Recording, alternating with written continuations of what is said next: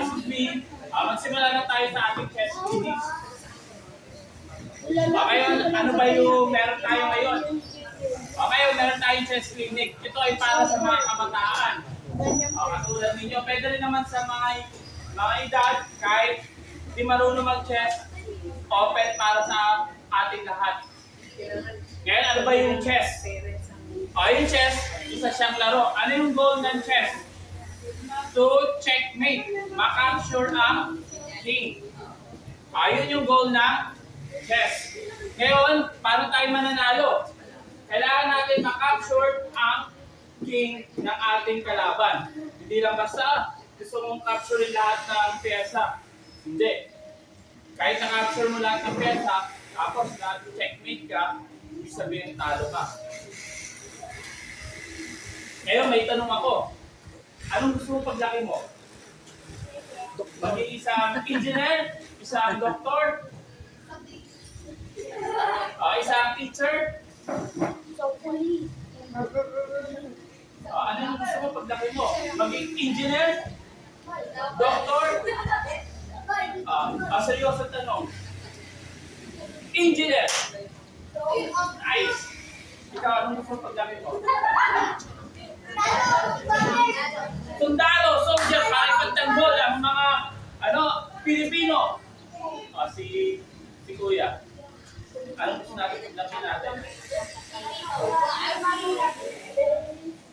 Seryoso tanong, seryoso. Doktor? Attorney? Police? Engineer? O gobernador? Dito naman. Anong gusto mo paglaki mo? Teacher! Nice! Anong gusto mo paglaki mo? Police? Anong gusto mo paglaki mo? Teacher! Baka mo din gusto teacher? Very good. Kaso, problema, yung magulang ko, di kaya kong pag-aralin. $500,000. Paano ko maging teacher? Paano ko maging police? Paano ko maging engineer? Walang pera yung magulang ko. Pero, itong maganda. Ang chess, pwede tayo makapag-aral ng libre. Very good, isang scholar. Kaya, maganda na matuto tayo ng mga sports. Kung gusto natin ng basketball, i-pursue natin yung pagiging basketball player. Kung gusto natin ng, let's say, maging swimmer, i-pursue natin. Pero ngayon, nandito tayo as chess player. Yun yung kagandahan. Ngayon, pwede natin i-push na maging isang napakagaling natin chess player. Ngayon, nakita ko si nandun nag-aaral sa De La Salle. Sa UP. #1 school sa buong Pilipinas. Kaya ba natin yon? Kaya. Magaling tayo sa chess, kukunin tayo ng mga top university sa buong Pilipinas. Tapos, hindi lang yun. Pwede pa tayo makapag-abroad ng libre. Pag napakagaling natin chess player. Maganda ba matuto ng chess? Napakaganda. Isa yon sa mga benepisyo pag magaling tayong chess player. Ano yung susunod? Ngayon, maganda rin yung chess. Magkakaroon tayo ng kaibigan din. Katulad yan. Nakita nyo, di ba? Marami tayo dito. Magkakaroon tayo ng bagong kaibigan. Ano pa yung kasunod? Magkakaroon tayo ng libre. Maging engineer, maging teacher. Marami tayong friends. Ano pa? Pag meron tayong hobby, mawawala yung cellphone. Hindi tayo makapag-cellphone dahil mag-chess tayo, which is napakaganda.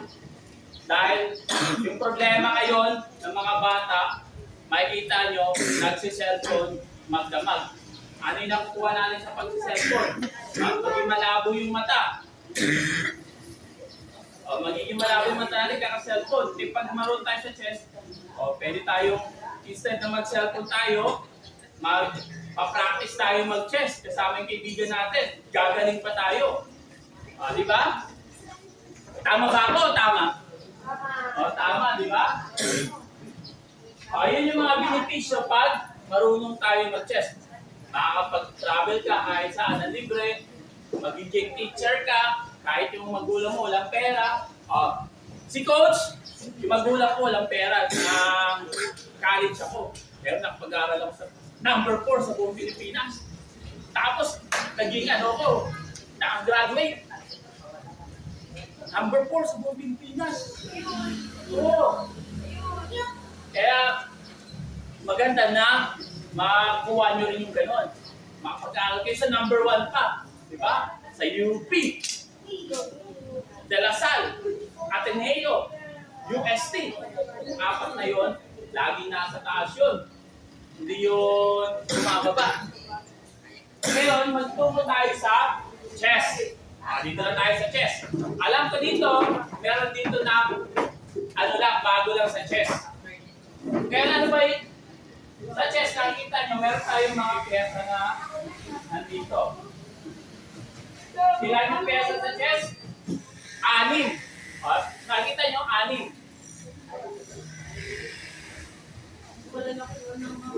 Merong 6 na chess pieces sa chess. Ano yung mga yon? Una sa lahat, yung pinaka-importante. Ano yung pinaka-importante sa lahat? Yung king. Very good. Bakit? Pag yung king nyo na checkmate, na captured, ibig sabihin talo kayo. Kahit na kumain kayo na napakaraming pyesa ng kalaban. Ang king, no value. Bakit? Kasi nga pag na-capture, na-checkmate, talo na tayo. Sumunod, yung queen. Ang queen, merong 9 points. Again, 9 points. Kaya paano ba tumulak yung queen? Mamaya yung queen. Sumunod, rook. Ilang value ng rook? 5. Yung queen 9, yung rook 5. Ngayon, may dalawa akong rook. Tapos may isang ang queen. Sino lamang pagdating sa points? Yung dalawang rook dahil 5 plus 5, 10. Kaya kayo plus player, magaling sa math eh. Naniwala kayo? Tama! Halos lahat ng chess player, engineer. Totoo. Dahil yung chess player magaling sa math. Dalawang rook, 10 points. Yung queen, 9. Kapag may dalawang rook ka, ibig sabihin lamang ka ng 1 point. Rook. Ito, bishop. Ilang value ng bishop? 3. Tatlo. Ngayon, may dalawang bishop, tapos meron kang rook. Sino lamang? Dalawang bishop. Because, ito, 6. Ito, 5. Tama. Sumunod sa bishop, yung knight. Yung horse or knight. Ang tamang tawag dito, knight. Ano ba yung knight? Nakita niyo yung soldier nasa kabayo, nasa horse, yung upo. Yun yung tinatawag na knight. Pag tinawag mo kasing horse, kabayo yun. Isipin nyo, lahat sila tao. Di ba? Yung king, tao. Yung hari, yung queen, yung reyna, tao din. Yung rook, castle, nakita nyo rook. Pero ang rook na to, yung nagbabantay ng castle. Importante yun. Tapos yung bishop, alam niyo yung bishop? Yung pare. Yung pare dati makapangyarihan. Pag sinabi niya, kailangan nyo magbago. Kundi paparusahan kayo ng Diyos. Hindi nyo alam dati, powerful yung bishop katulad ng hari. Pero ngayon, yung bishop, hindi na siya gano'ng makapangyarihan tulad ng presidente. Dati, yung presidente yan yung hari. Pero dati yung hari, sa yung pare, halos magkapantay. Pag sinabi ng pare, kailangan mong kumpisado. Kailangan mo humingi ng tawad. Ganun. Pero ngayon, hindi na. Ang huli, yung pawn. Tinatawag na soldier. Soldier. Ang soldier, may 1 point. Ngayon, may 3 pawn. May isang kabayo. Sino yung lamang?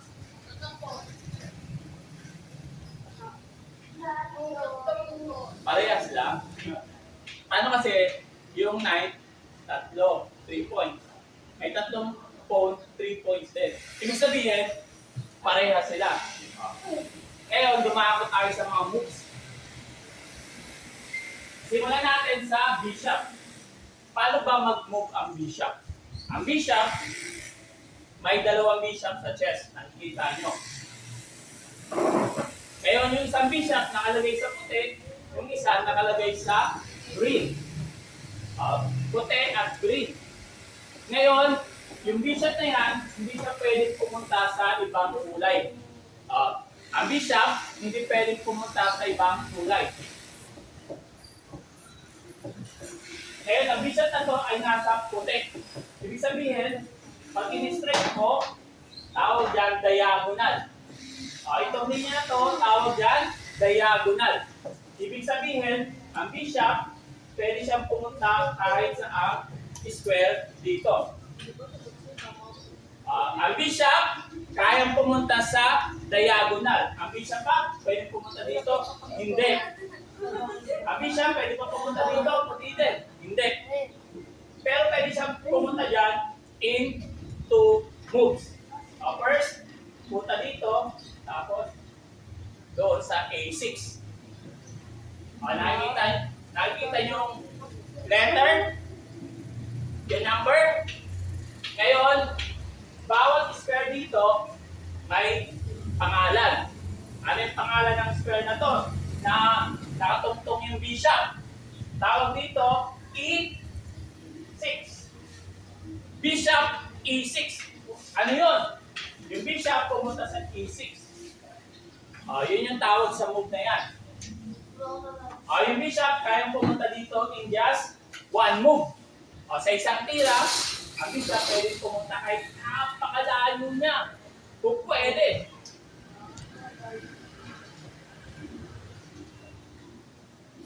Ngayon, siyempre, may mga pyesa. Hindi lang yung itim, pati yung puti. Ngayon, paano pag may mga nakaharang? Kunyari, may roof dito. May knight. Tapos may pawn ka dito. Hanggang saan ba pwede tumulak ang bishop? Ang bishop pwede siyang tumulak hanggang dito. In just 1 move. Kung pwede. Saan pa? Bishop pa pwede tumalon? Hindi. Ang bishop, hindi siya pwede tumalon. Mali yan. Pag tinira niyo yan, ang tawag dyan, illegal move. Ngayon, dalawang beses ako nag-illegal move. Ano yun? Ibig sabihin, talo na kayo kahit hindi pa kayo na-check. Bakit? Dapat alam natin ang mga moves ng pieces kung gusto natin maglaro ng chess. Sa simula, madali lang ba matuto ng chess? Actually, nasa sa inyo yan. Lahat ng sports, kung gusto natin matuto, mabilis. Pero kung gusto lang natin maglibang-libang, medyo mabagal. Pero kung gusto natin gumaling, gagaling tayo ng mabilisan. Totoo yan. Ang bishop, hindi siya pwede tumalon. Pwede ba natin kainin yung kabayo? Kung pwede. Bakit? Kakalaban natin yung kabayo. Siyempre, yung goal ng primary goal na yung secondary goal ng chess, ubusin yung pyesa ng kalaban. Yung una natin ginagawa, tapos i-checkmate. Yung rook, pwede ba natin kainin? Pwede dahil yung rook ng kalaban. Yung pawn, pwede ba natin kainin ito? Hindi. Bakit? Dahil sa ating pawn. Hindi natin pwede kainin yung ating pyesa.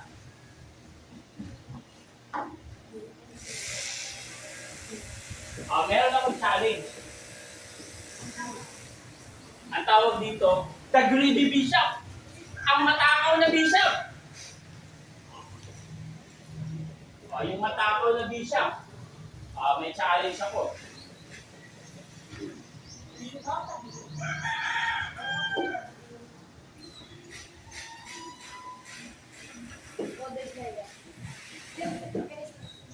Sino gusto mag-try? Sino gusto mag-try? Kakainin niyo yung phone ng tuloy-tuloy. Walang tigil. Sino gusto mag-try dito? Sige. Dapat kainin niyo yung bishop yung phone nang walang tigil. Ay, alam.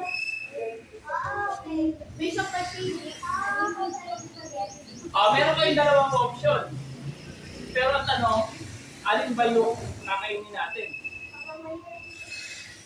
Kahit sino. Gusto niyo mag-try. Try. Sige.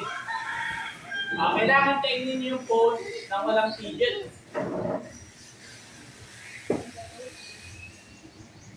Unang-una, may dalawa kayong option. Alin kaya ang tamang kainin? Itong phone or ito? Ay, alam ko na. Sige.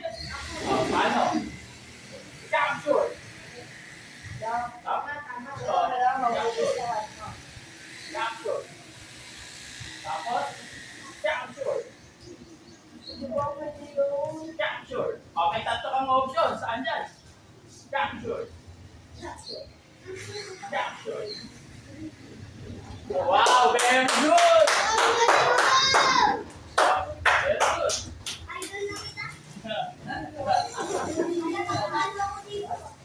Isa pa. Sige.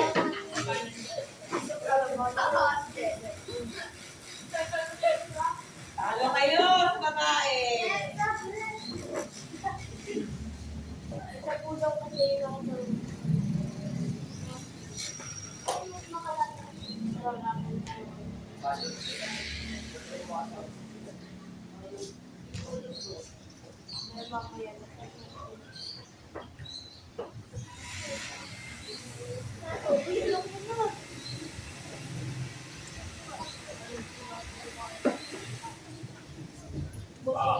Sino gusto mag-try?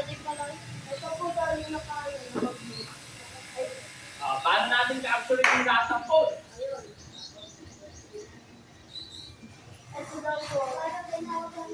Sige! Sige, ito po yan. Wala bang ano yan? Try ng try. Sige. May makakain pa ba yung bishop? Wala na. Sige na.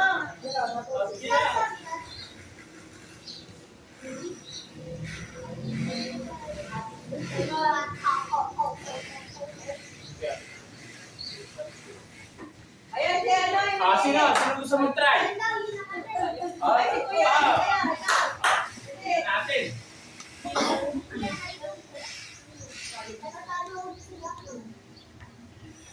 Capture. Capture. Capture. Capture. Capture. Capture. Wow. Last one.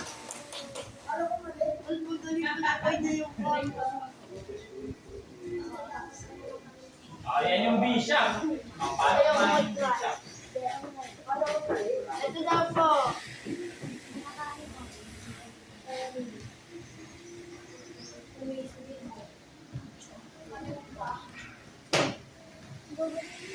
Ito daw po yung naka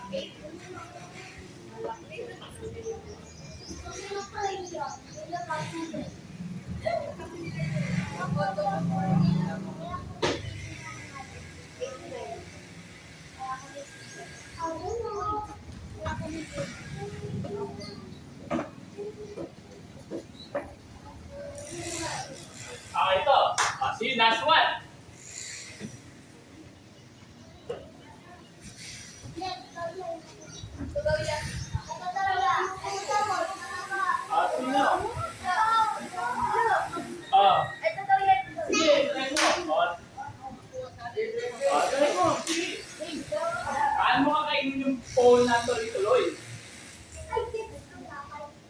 Ito daw. Meron kang apat na option sa umpisa. Ito ba yung unahin mo? Ito ba? Ito? O ito? Ay, alam. Sige na, try mo lang. Ah, Sinasabi na. Ayaw mo yan. ayaw niya. O, ayaw mo yan.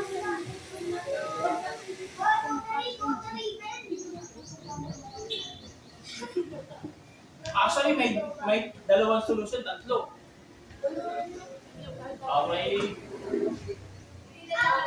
May tatlong solusyon.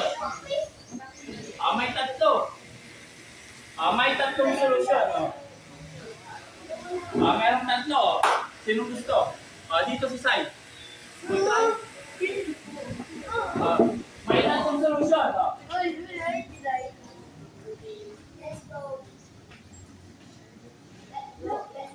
Tama. Maraming solusyon. Tama. Tama. Tama. Actually, maraming solusyon sa... tama. Very good. Ngayon, tapos na tayo sa bishop. Alam niyo paano tumulak yung bishop? Ngayon, sa rook tayo, rook. Yung rook, straight line. Mayroong ang rook pwede siyang tumulak dito. Straight yung rook. Again, ilan yung value ng rook? 5. Yung rook 5. Yung rook straight. Pwede siyang tumulak dito. Tapos, taas. Kaliwa, kanan, baba, at taas. Dito. Yung rook pwede siyang tumulak dito. Yung rook straight line. Pwede sa kaliwa, pwede sa kanan, pwede sa taas, pwede sa baba. Ngayon, may mga pyesa rito. Kaulit ka rin. Nakakatawa mo rin. Ang tanong, ano pwede ba siyang tumulak dito? Hindi. May hara. Ang bishop at rook, pag may hara, hindi ka pwedeng tumalon. Hanggang doon ka lang sa hara. Ang rook, pwede na kainin yung pole. Bakit? Ito yung pole ng kalaban. Tapos yung bishop, pwede pa natin kainin? O pwede. Dahil, piyesa yan ang kalaban. Yung pole natin, pwede ba? Bawal. Ibig sabihin, hanggang dito lang tayo. Pwede tayong tumulak dito pababa sa E4, sa E6, sa E7, sa E8. Pwede natin capturing ang pole sa G5 at bishop sa A5. Hanggang doon lang yung rook. Ngayon, diretso tayo sa greedy rook. Greedy rook. Ang matakaw na rook.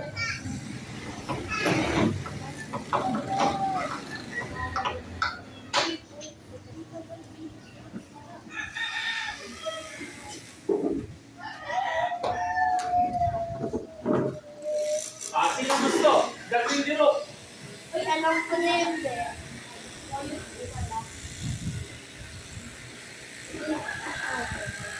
Sino gusto mag-try? Greedy rook.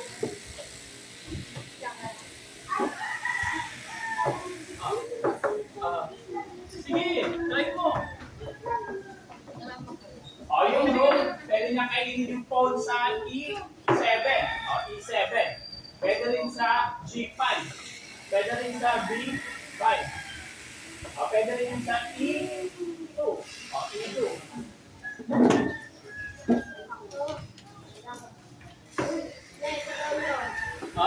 Hindi natin ang chance yung iba, hindi pa sumagot. Mga hindi pa sumagot. Mga hindi pa sumagot.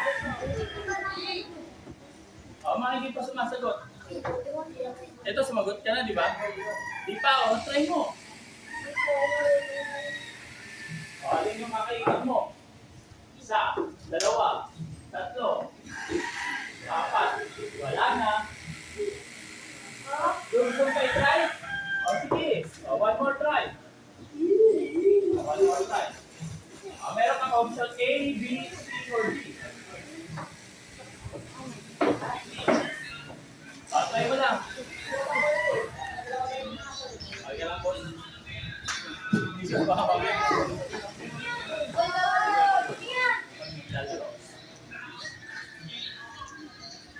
Bukas madami tayo dyan.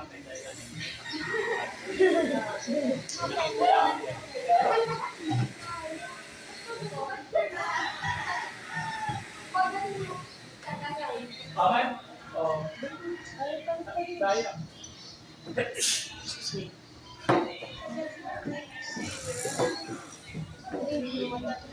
Sino pa? At tingko, madali lang yung ikuya.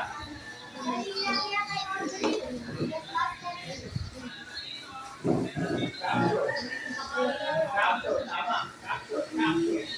Capture. Very good. Very good.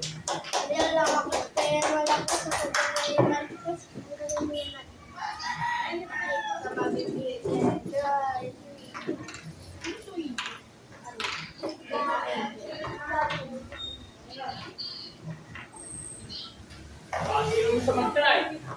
Ito daw po ulit.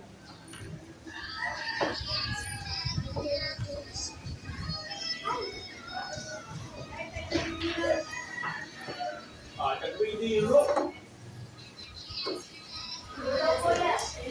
Sige. Alin mo lang maka-effect. Tama. Tama. Tama. Tama. Tama. Tama. Very good. Last one. Last one.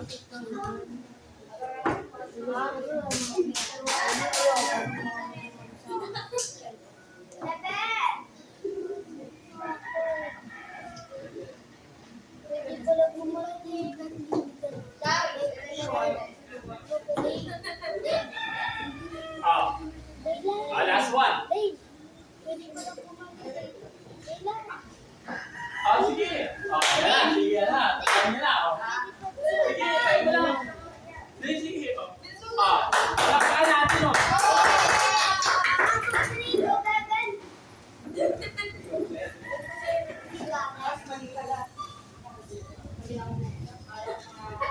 Isa. Hindi ito pwede. Tama. Sige. Hindi. Tama ito. Ito hindi. Ito, okay siya.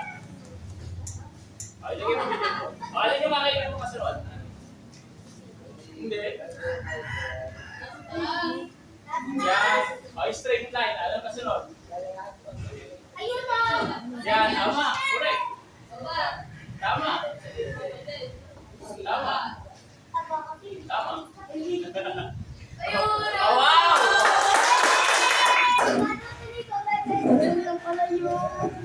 Tapos na natin yung bishop, tapos na natin ang rook. Ngayon, queen. Ano ba yung queen?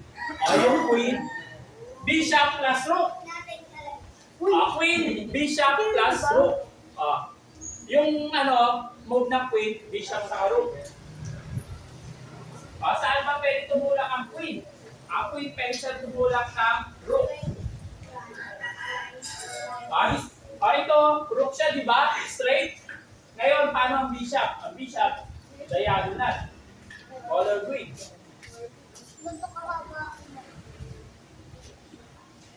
Ang queen, lahat ng pyesa, napaka-powerful pag nasa gitna ng board. Bakit? Dahil nakokontrol niya maraming square. Ang queen, rook. Rook, pwede tumulak dito.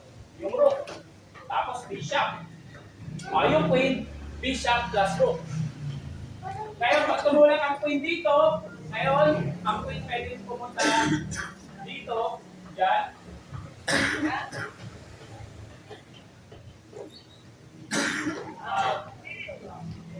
Pag ang queen tumulak dyan, ngayon, ang queen pwede pumunta sa C8, pwede sa C1, sa A3, A7, bishop, to F8. Yan yung queen. Katulad ng rook, katulad ng bishop, ang queen hindi rin po pwedeng tumalon. Kunyari, ganito. May mga pyesa na.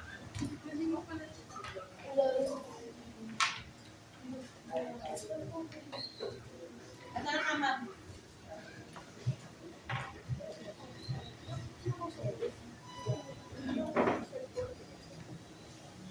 Ang queen, pwede bang pumunta dito? Hindi. Hindi. Again, yung rook, yung bishop, hindi pwede tumalon. Katulad ng queen. Ang queen, pwede bang pumunta dito? Hindi. Pwede ba natin kainin yung unang kalaban? Pwede. Pwede ba natin kainin yung kabayo natin? Hindi. Itong kabayo? Pwede. Alam na natin ang queen.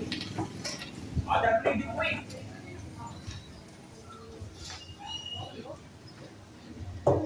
Challenging yung queen. Yung queen mahirap.